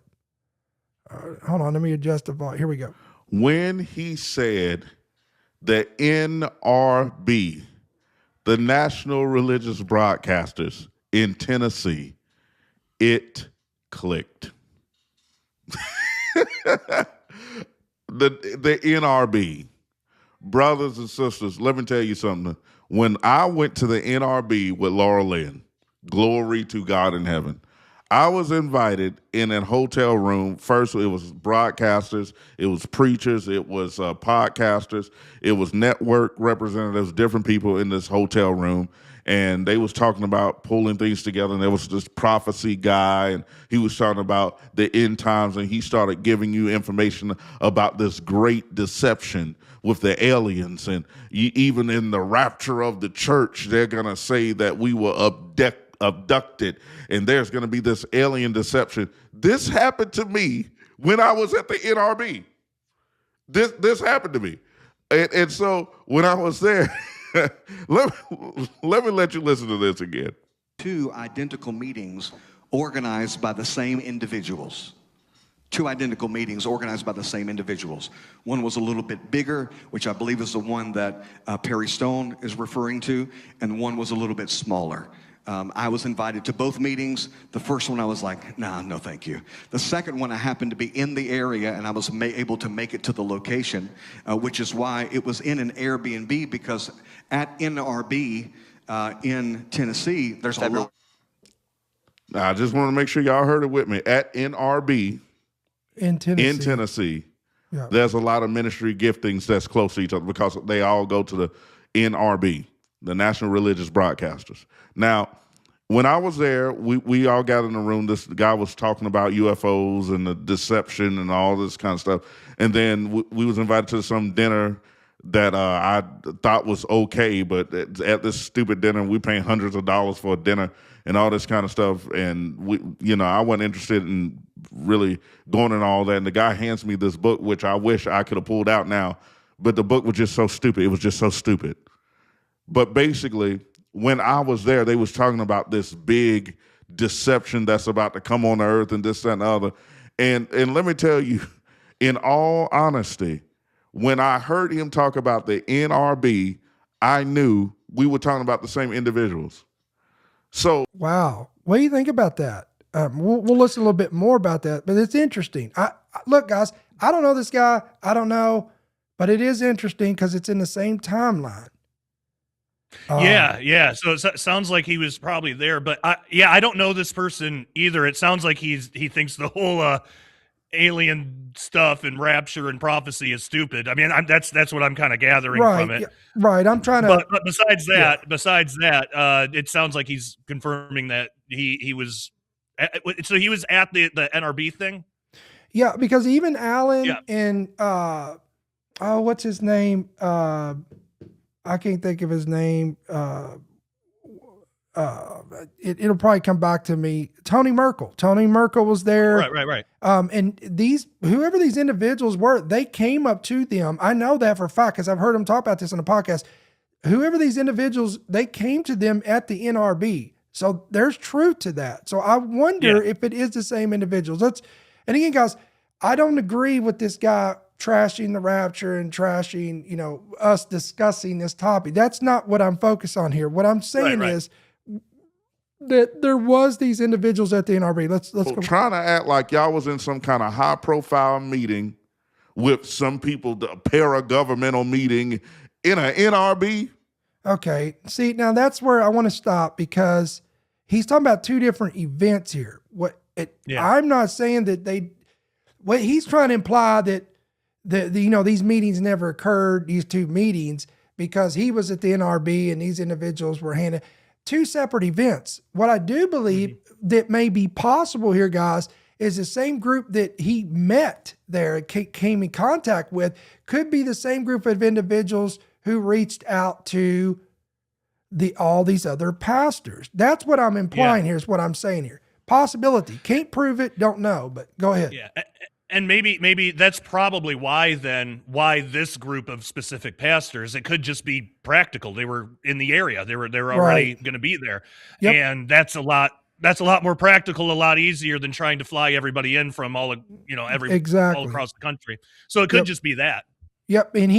And whoever these group of individuals that were there, when they went around to the tables where these individuals are, like Alan and Larry, because I know they were all there, Tony Merkel, they saw their literature, they saw their podcast, they were acquainted with, and then that's when they begin to give them invitations. That's what I believe probably more likely took place here. Now, that makes sense. All right, so we want to shift here. I know we've been on here, guys, over an hour, but now we want to get on to the latest. Josh, I want to pull up this. We're going to talk about now Trump administration has just released, as of today, highly, quote, anticipated files documenting UFOs and extraterrestrial life. The Trump administration on Friday released a batch of never-before-seen files and videos of unidentified anomalous phenomenon. UAP is part of an effort to increase, the old school, we called it UFOs, to increase transparency on government knowledge of extraterrestrial phenomena. Quote, the latest UAP videos, photos, and original source documents from across the entire U.S. government are all in one place. No clearance required. While past administrations sought to discredit or dissuade the American people, President Trump is, quote, focused on providing maximum transparency to the public. I could interject something there, but I may give you my opinion here a little bit. Who can ultimately make up their own minds about the information contained in, quote, these files. The release is a function of President Trump's unsealing and reporting system for UAP Encounters Pursuit program. All right, photos from the initial disclosure, which a White House official told Fox News is the first of a series of releases. Oh boy, a series. Are you excited, guys? It's a series. That will show strangely shaped objects captured on film during the Apollo 12 and Apollo 17 space missions. Okay, I want to interject something right here, Josh. Look, first of all, I'm not a flat earther. I believe in planets. I believe in space. But the one thing, and you've heard me talk about this, the one thing I will agree with on the flat earthers is that NASA is deceptive. Sure. It has been proven that they've doctored videos and images and removed and scrubbed and added artifacts to these things. So you're, again, part of this disclosure that we're getting now is strange objects captured on film during the Apollo 12 and Apollo 17 space missions. Josh, this is what I'm saying. People are not going to buy that. I'm telling you, the majority of people are going to look at this and laugh because the credibility. One photo taken from the surface of the moon appears to show a cluster of 3 tiny dots in the sky. Here it is. Again, this is a photo from Apollo 17 moon landing that highlights 3 dots in the sky seen from the moon surface. This is nothing extraordinary that we've not even seen. I mean, if you guys are familiar with the Phoenix Lights incident in the 1990s, that is far more interesting than this. I mean, really? Anyway, a transcript of communications between Apollo 17 operators released in the disclosure Friday details the operators' exchange over the unknown phenomenon. Quote, now we've got a few very bright particles of fragments or something that go drifting by as we maneuver, an operator told the command center. Apparently there's leaked audio on this. Again, you guys can go listen to all that. Have fun with that. Another pair of photos from the release come from the FBI and contain images from New Year's Eve 1999 showing other UAPs in the same image as U.S. aircraft. Here's the image. Woo. Breathtaking, right? In February, after former President Barack Obama told a podcaster, we already know this. I don't want to reiterate all this stuff. So now, Josh, you sent me this. This is from John Greenwald Jr., and he's giving you, this is some of the stuff they released. This is a video. Let's watch some of this. I don't know if, I mean, even from my angle, it's hard to see what we're even looking at here. Can you see it? Not really. And most of these are just basically like a little white dot kind of gliding across the screen. There was one that was kind of strange that was like this 8-pointed star looking thing that a lot of people. Yeah. Let me. Okay, there we go. Is that better? Yeah. All right. See the object at the bottom, guys? That is weird, but I mean, I don't know. What do you want to make of I don't that? know. But, so we're looking at, and you guys listen by Apple, by Spotify. It is a very strange. How would you even describe this object? I have no idea, and it looks like it's leaving a trail behind it too. Yeah, so that's. But again, correct me if I'm wrong, Josh, but I've looked over these files this morning before we even recorded this podcast. And here again, so far, now again, we're told this is the beginning of the series of disclosures. So far, this is nothing to get excited about. Yeah, it's just like the Epstein files. You know, they had the whole binder thing, and this is just the first wave, and I mean it. I'm expecting probably nothing earth shattering is gonna come out of it. I haven't had a chance to, because there's like 17 different pages or something full of different documents and stuff. I haven't had a chance to look through everything, but I kind of scanned through what other people are saying, and certainly by the time, because we started probably a couple of hours after it was released, 2 or 3 hours maybe. Certainly by that time, if there was something really earth shattering in there, somebody would have made a headline about it. Oh yeah, it'd be all over the news. Yeah. Yeah, I didn't see it. I had a chat. I asked Chat GPT to just scan through everything and tell me if there was anything really interesting in there. And it's basically what we've already talked about. The most interesting video is that one that we just looked at. I have no idea what to make of it. I don't know what it is, what it could be. But that one's strange. But there isn't anything like smoking to the gun. Level of. Yeah, there's no smoking gun. There's nothing to the level of what a lot of people are expecting, that you know, they're going to come and release everything that they know, and they know what they are, and they're going to finally tell us that aliens are real. And it's nothing like that.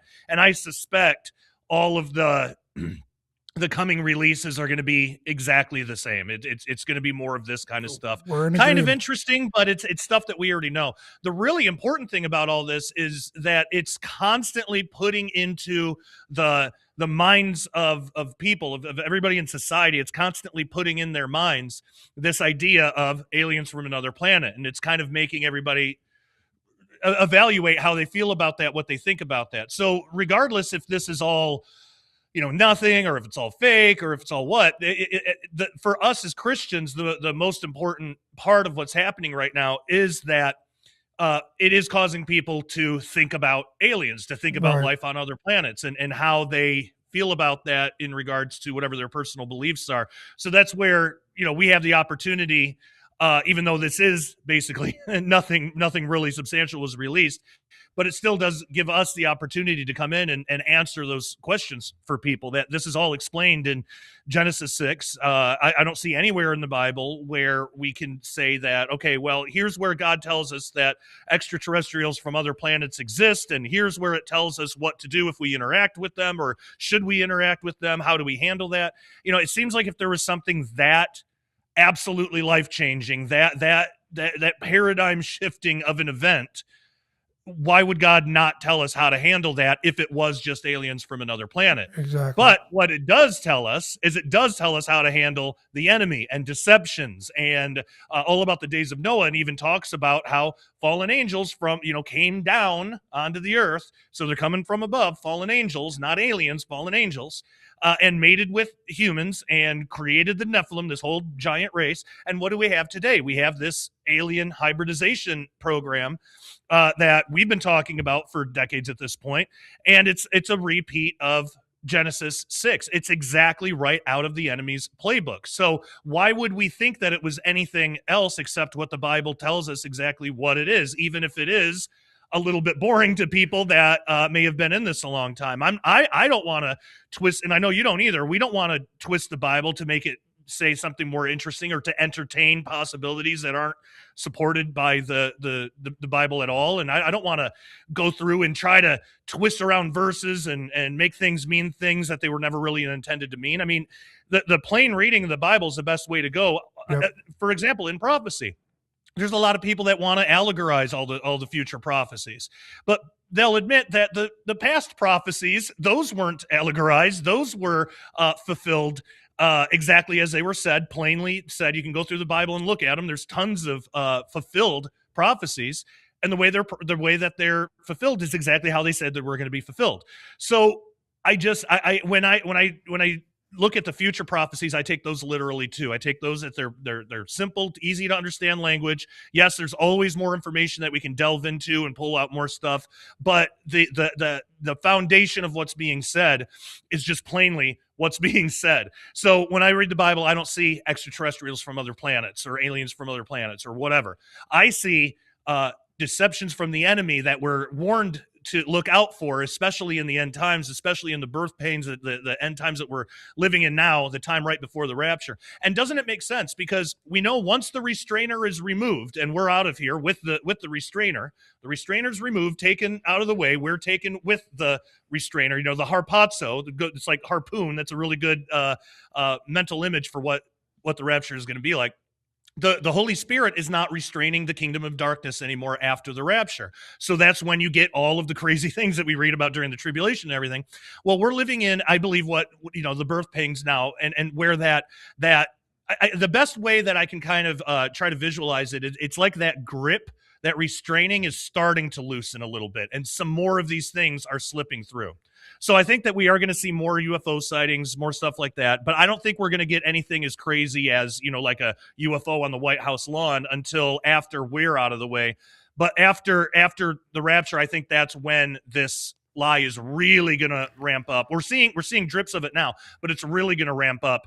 That maybe they'll explain the rapture through alien abductions. I don't know, but it'll or like we talked about on your show, there could be this big worldwide earthquake that puts everything in turmoil, so people won't even, that could, well, where did so-and-so go? He probably got caught in the earthquake. Either way, I think that's when that lie, that strong delusion is going to take full force. And that very well could be, aliens are creators, whatever. But we're seeing drips of that now. We're seeing like little shadow fulfillments of that now. And so like the ancient aliens was like, I don't even know if it's still on the air, but I know it was for like at least like 20 years, and it was the biggest show in the world for a long time. And but even if that show specifically isn't still on the air, I'm not sure if it is, but there are other people that are involved with ancient aliens are still out there promoting this just really horrendous garbage. And unfortunately, some Christians are aligning themselves with some of that, and it's like we're supposed to be holy, set apart, a peculiar people, all of that. What are we doing, muddling ourselves with the world and ancient aliens and all of this stuff? That's what we need to be fighting against. That's good. Like, I don't want anything to do with any of these people. I don't congratulate or commend them that now that disclosure is out and look at all the work that they've done. What work have they done? They've done work to subvert the Bible, to use the Bible to promote an alien agenda, to say, no, Ezekiel didn't really see angels. He saw a UFO, which makes absolutely no sense. It was specific. That's a whole thing. Actually, Dr. Michael Heiser has some excellent research in there that people are interested, but the work that they have done towards this disclosure thing, it's been to discredit the Bible and discredit Jesus. So I commend people like yourself, like L.A. Marzulli, Tom Horn, Gary Stearman, and loads of other like actual like Christians, truly, and everybody out there that's doing this now. There's so many that I don't know personally. I'm just naming a few off the top of my head that I know, but those are the ones that have been talking about this from a biblical perspective, not an ancient aliens ones, not having one foot in both pools, but actually talking about this from a Christian perspective, and have been offering those answers for decades at this point. I mean, Perry Stone's been doing this for something like 50 years or something. Yeah. So these answers are available. It's just a lot of times the mainstream church doesn't really want to listen to us, but at the same time, kind of like what Glenn Beck was saying, I don't think a whole lot of Christians are going to be deceived into thinking that reptilian alien people are going to be are our creators. I think what happens is after the rapture, that kind of something like that kind of lie is going to be more prevalent. What I'm mainly worried about are people who aren't Christians and who don't know that this is evil, of the devil, demonic, whatever word we want to use. That's my real concern. And maybe some of those nominal Christians or Christians in name only that don't really have a good, solid biblical foundation. That should be our focus. But, again, and we've talked about this before too, I see so much junk online, where the focus is not where it should be. The focus isn't on Jesus. It's on what word are we using to describe these things, and let's fight about that. And anybody who doesn't use my preferred word is stupid or whatever. I see so much just really dumb arguing like that online, and it's like, guys, that is so not that's so not the focus. The focus should be eyes on Jesus at all times. Don't be deceived. What's the deception? And again, we who have audiences, who have a way to reach people, we need to be responsible with that gift that God has given us. It's a gift. We can't get egotistical about that and think we're just doing it all on our own. And the gifts, the other gifts that God has given us, if we have a gift of teaching or whatever, everything that God's given us, we need to be out there sharing that with anybody that will listen. Not bashing other people about what word to use or not, cozying up to some of the more ancient alien people or whatever. It's just there's a clear separation that there should be that I'm not seeing as much as we should expect that there should be. So so I just want to tell people, be real careful, and actually going back, I know I'm kind of on a rant right now, but going back to something we kind of breezed over, the Matt Gaetz hybridization thing. Part of that, he said that the reason that they're making these hybrids is so that there could be communication between like us and beings of other worlds.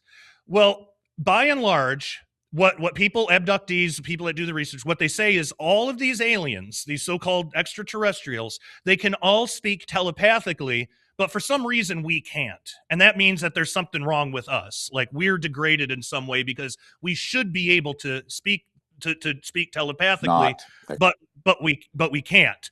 Right. And that's a big lie that's going out there, and some Christians are buying into it. I've had people confront me and ask me, like, Josh, I'm really worried that my prayers aren't reaching Jesus because the pineal gland and it's calcified and I don't know what to do. And it's like, oh, that is such new age garbage that has no place in Christianity. And I'm not like, for the person who's worried and has questions, I'm not saying they're stupid. It's like the thing that you were told is stupid, and it's not biblical, and it's not Christian. That is New Age. I came out of New Age. I have years and years of experience with it, and that is exactly the kind of language they use. And they use the stuff like we should be able to use telepathy. We should be able to have all these extra powers. And they'll even say like, oh, Adam and Eve had all these powers. Adam and Eve could speak telepathically, even though the Bible doesn't say anything like that. Yeah. And Michael Heiser, he had, and I'm going to paraphrase, this was years ago that I listened to this, but he had an answer to this. And he said, when Jesus came, yes, of course, Jesus, fully man, fully God. He was fully God, so he could do more miracles than we obviously can.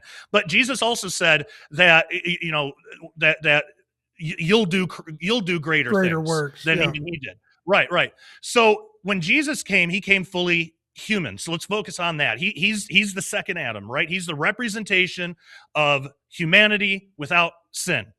He wasn't flying around. He wasn't mentally telepathy talking to people and stuff. He was a man. I mean, fully God, fully man, but he's a perfect representation of mankind. There is no reason to assume that Adam and Eve had all these basically superpowers that that was lost somehow. Now, maybe when we're glorified, maybe then, Jesus ascended into heaven. Maybe there's something there. He entered a room that was totally closed. So there seems to be some extra dimensional traveling kind of stuff going on there. Fine. But Adam and Eve, during in the garden and everything, they were perfectly human.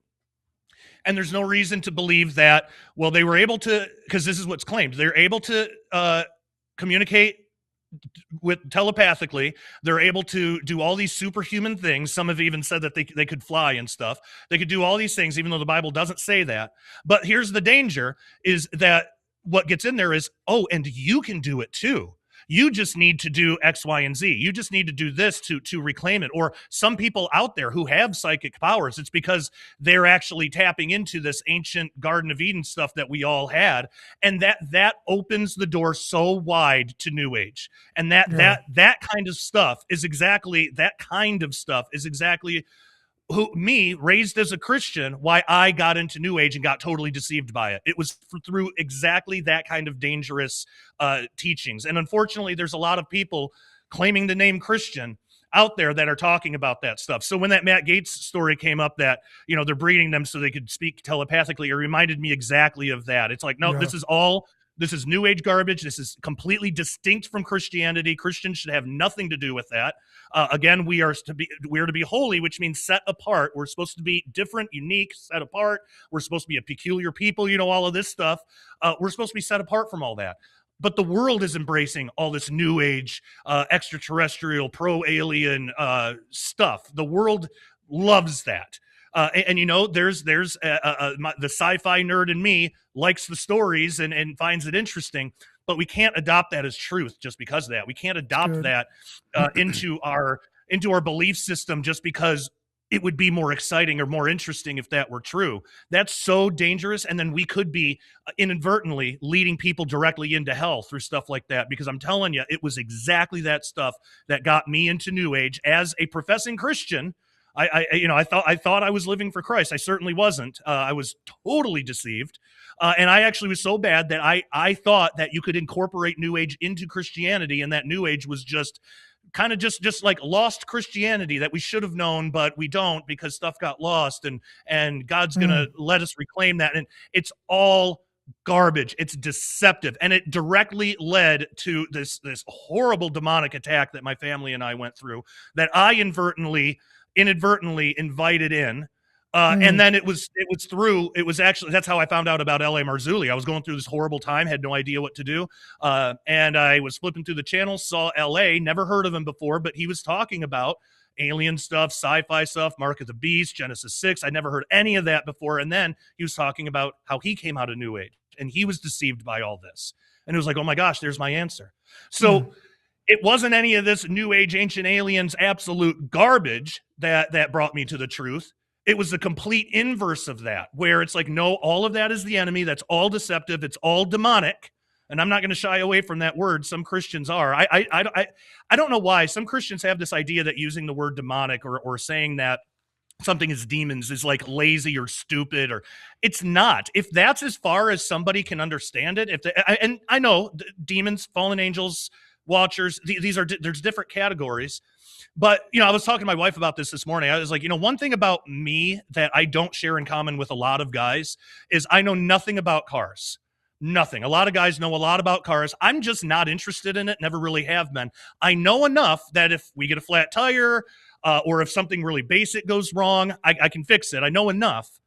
Right. But if I were to try to explain how a car works, I would get a lot of things wrong and I would probably use a lot of wrong words. But again, in an emergency, I know enough to get by. Well, with a lot of people, most people there's a lot of people that just aren't that interested in the alien topic for whatever reason. It's just not an interest of theirs. So they know enough to get by. They know enough that it's demonic. Okay, good enough. Hey, if you're a Christian, you know that it's demonic. Right. You are leaps and bounds ahead of most of the world. So that's great. I would never dog on somebody, or I would never say or imply that somebody's stupid or lazy because they use a word like that. No, maybe they just don't have a really big interest like we do in it. But as long as they know that it's demonic and to stay away from it, great. There's a ton of things in Christianity I don't personally have that much of an interest in, and I don't really talk about that much, but I know enough to get by that if Satan tries to deceive me about those topics, I know enough about what the Bible says about those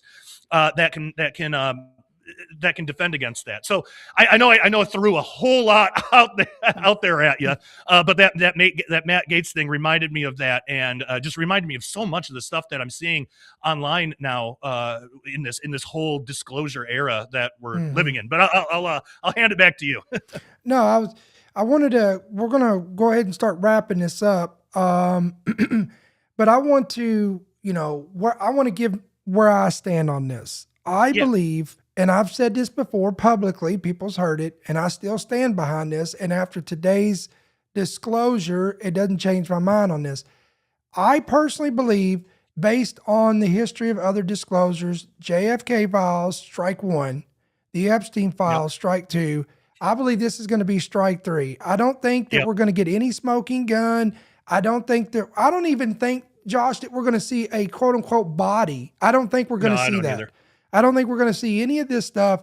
And this is going to, this could be the thing, honestly, if we're going to go into a political aspect of this could be the thing that really infuriates a lot of Trump supporters, because they were looking for, he dropped the ball on JFK files. They dropped the ball. The Epstein files was a big one.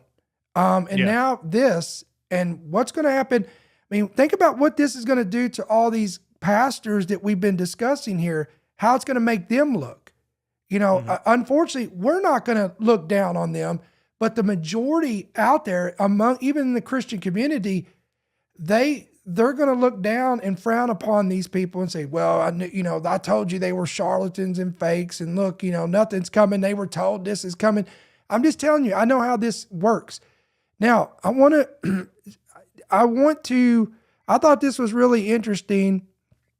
Now this is a video from Ruslan. Some people will know who this is, some people won't. But he made a very good point about, and I love how he brings this out about anyone who thinks that he talks about these crafts, aliens coming from space. Listen to this. Here's where I would agree that whatever comes of aliens or UFOs are not going to be something that is coming from another galaxy. They're going to be interdimensional, not cross-galaxy, okay? For starters, the laws of physics make it extremely difficult, practically impossible, for physical beings from another galaxy to visit Earth, okay? According to Einstein's special relativity, nothing but mass can reach or exceed the speed of light. So the speed of light is 186,000 miles per second, okay? And Einstein's theory of relativity is saying that it can't reach anything. Furthermore, our nearest galaxy is the Andromeda galaxy, which is a picture of it here. That is 2.5 million light years away. 2.5 million light years away. So even traveling at nearly the speed of light, the trip would take millions of years for someone to come here from another galaxy. Okay? Second, the energy required and the fuel required is absolutely staggering to go that far. The rocket equation shows that the faster you go, the exponentially more fuel you need, quickly making this more impossible. They're coming millions and millions and millions of light miles away, and you have to carry a spaceship and beings on the spaceship, okay? Again, that makes it impossible. So they have to have some other form of fuel and some other form of technology to make everything light to be able to travel that far, and they'd have to live millions and millions of years old, so on and so forth. Okay. Third, at those extreme speeds, okay, millions and millions and millions of traveling at the speed of light, those tiny little specks of dust in space would smash into a ship with the force of bullets or bombs destroying it. Friends, despite popular opinion, space travel is not Star Wars. Okay. So you have that. Radiation hazards would also be deadly, okay? And time dilation means thousands or millions of years could pass on Earth while almost no time passes for the travelers, okay? Basically be a suicide mission. So in short, Einstein's theory of relativity and the rocket equation creates enormous barriers that make interstellar travel from another galaxy highly impractical for physical spacecraft and biological beings to come here. All right, so all of that I absolutely love. Like I've watched a couple of his videos and I've liked what I've seen, but my first major release was Quantum Creation. I love physics. I'm obsessed with like quantum physics and all of this stuff. Everything he said 100% true. So what a lot of people do is they'll say, "Oh, well, then wormholes." But there's even more problems with trying to travel that way. For one thing, the energy that you would so the way that a wormhole works is you're basically bending space, and you have to bend that into an extra dimension. So like if I had a piece of paper and I wanted to, a lot of people have seen that demonstration from movies and stuff, but they basically fold the sheet of paper and stick a pencil through and say that's how a wormhole works. Yeah, kind of, but you have issues with that. For one thing, you're literally bending that space to do that. So you would like the two ends of the sheets of paper are touching. Like you're going to have stars and planets and stuff like crashing into each other. You're literally folding space to do that. Now, maybe on a smaller, more limited, like not for travel, but maybe something more smaller or limited or localized, you might be able to do a wormhole like that. But also the incredible amount of energy needed. Think about it, like our sun, stars out there, like our sun. Our sun is not creating a wormhole, and that's a massive ball of just pure energy. As far as you could get is like maybe black hole, like when a star collapses and turns into a black hole. A black hole is not the same as a wormhole, at least in the way that these people are talking. Black holes are, you cannot use those for travel. Actually, this gets into some really trippy physics stuff, but if you were to try to even enter a black hole because of time dilation, like he was mentioning, because of that, the universe would burn out before you ever got there. It just, and that's just how it works. It's because gravity affects time, and it's a whole thing in physics. But if people are interested, I have a book called Quantum Creation, where people can find it on Amazon. Quantum Creation by Josh Peck, where I lay out all the basics of quantum physics for the Christian and put it in really easy to understand ways. I'm talking fast here because I know we're limited on time, but basically the whole wormhole idea, you can't make one without, like, wormhole. The idea of wormholes and black holes are really linked. They're almost the same thing. But how do you make a stable wormhole? Well, there's one theory out there, and this is the only one that I heard that has any kind of maybe plausibility to it. Is so black holes spin and they pull in. If you could have a spin that was fast enough that it would counteract the extreme gravity, then maybe you could have something that's traversable. But we're talking about something that has more energy than a black hole. And we've never observed any or have any idea about a black hole that could actually do that. So it's highly speculative, I think it's impossible. But it's extremely highly speculative. But even more than that, if aliens were using some type of wormhole or some type of black hole or some type of technology like that, how do you hide the energy signature? We would detect that. Like, the energy would be unmistakable. You'd probably be able to see it with the naked eye. But we would absolutely detect that. Something would be up. If we're able to detect two black holes colliding light years away, and that LIGO did that, what was it, 2015 or some odd years ago? If we're able to detect that, we would certainly detect an alien craft that was using a wormhole to travel from one planet to ours. It would be unmistakable. So I don't think that's what's going on. I think these beings, the extra dimensional, interdimensional, whatever, I believe that they are here. And they do have technology more advanced from our own. You know, we read in the Bible that the angels can take on physical form, so there's no reason to think that, you know, and obviously fallen angels do because they mated with human beings.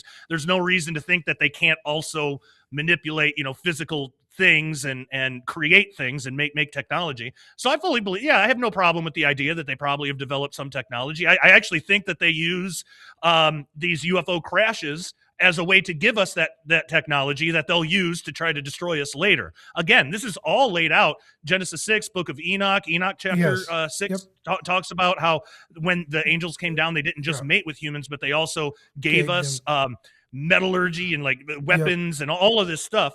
Same thing happening today. So to me, it's like the whole alien extraterrestrial hypothesis doesn't at all explain what's happening. What really explains it is Genesis 6, the entire Bible, everything about prophecy, days of Noah, all of that, the entire Bible. And then for some extra information, if people want some extra information, you can look at Enoch to help fill in a little bit of the blanks. But you know, if people are uncomfortable with Enoch, that's fine. The Bible tells you exactly what you need to know that this phenomenon, whatever all the ins and outs of every little detail is, it is from the enemy. It is from Satan. It is demonic. It is fallen angel technology, as L.A.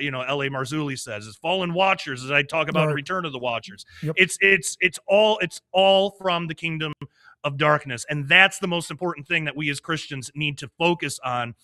instead of getting at each other's throats about all these dumb little arguments that don't really matter. When a lot of it, when I see that, it's really a lot of people are trying to position themselves up and bolster themselves up and make a name for themselves, basically. And it's like, all right, we need to recognize the time that we're living in. Playtime's over. We don't have time to mess around with that stuff. Who cares about audience size or clout or any of that? Who cares about that? What we need to be doing with whatever influence we have, whether it's really small or really big, we need to be telling people mainly, first and foremost, about Jesus. And then during this time of disclosure, we need to be out there answering questions that people have. How does this relate to the Bible? Just like I had before I was a really strong believer. And because if we don't do that, if we're too busy fighting with each other, New Age and other stuff will certainly come in and they will provide those answers. And those are the answers that led me into deception. And that was, as a professing Christian, led me into deception years and years and years ago. It will lead other people into deception too. And that's what we need to be focused on. Amen, man. Let me give you this final thought here, guys.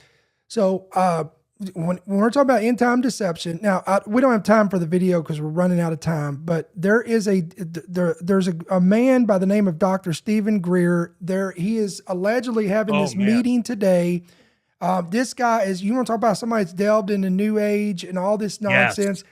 This guy actually believes, he claims that he communicates with aliens, and he is trying to discredit Christianity, discredit the whole theory of, and again, there is a video.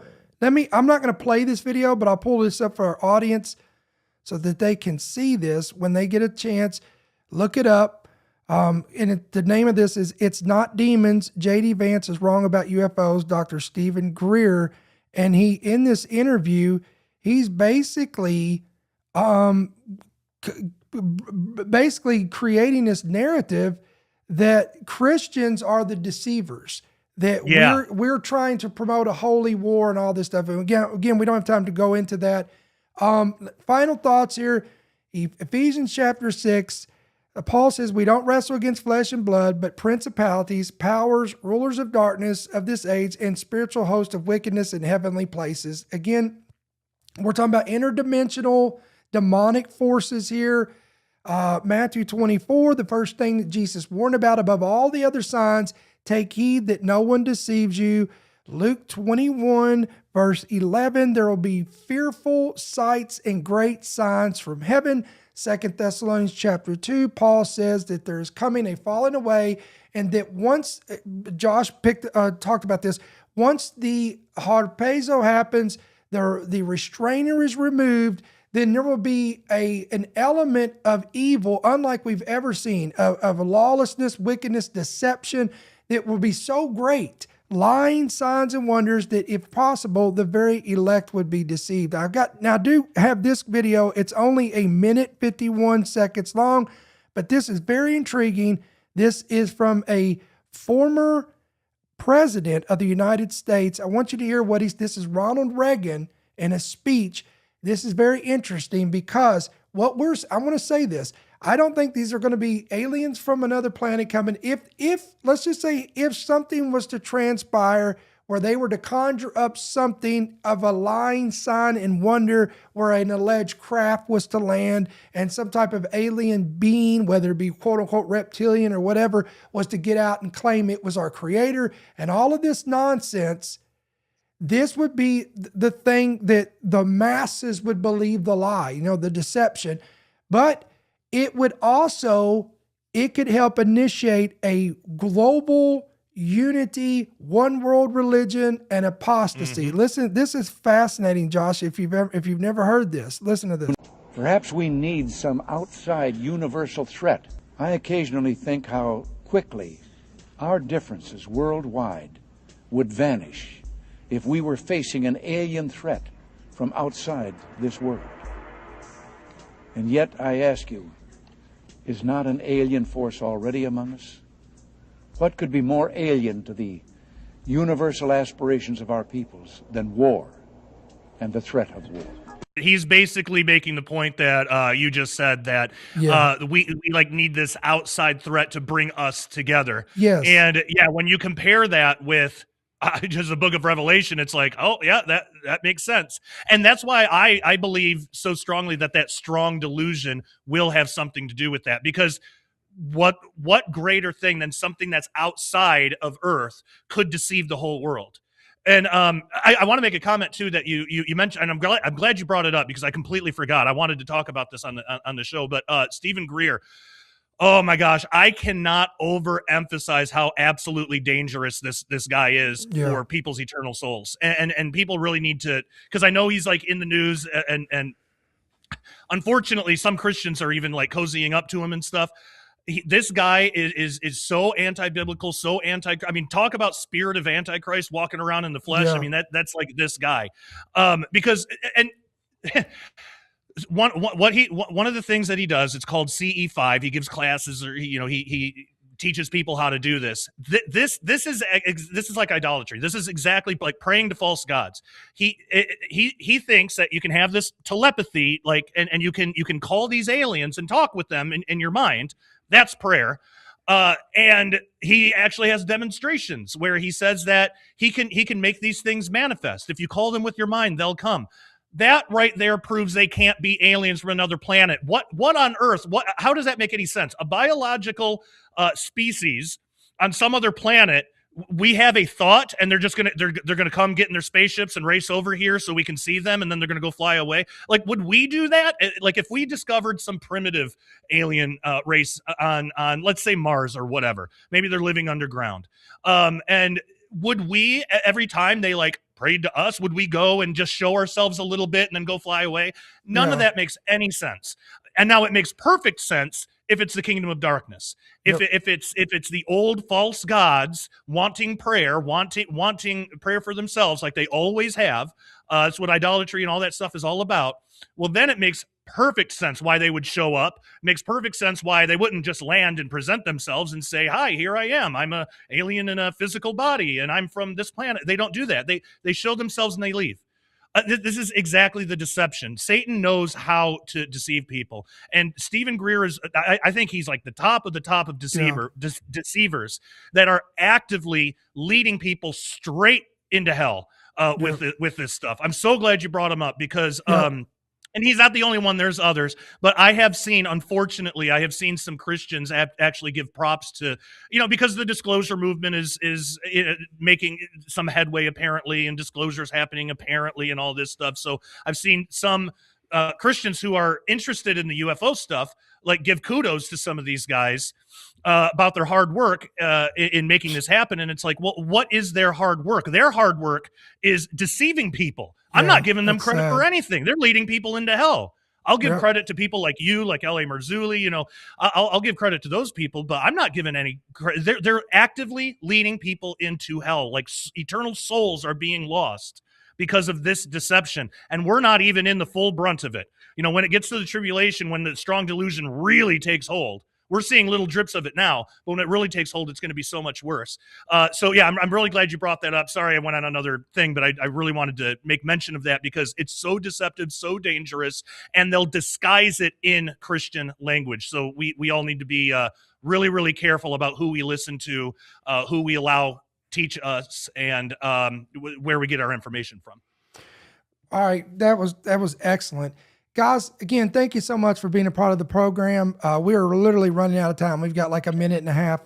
Typically, we do hour programs. I knew we was going to take our time today, and we went 2 hours. I hope you enjoyed the program.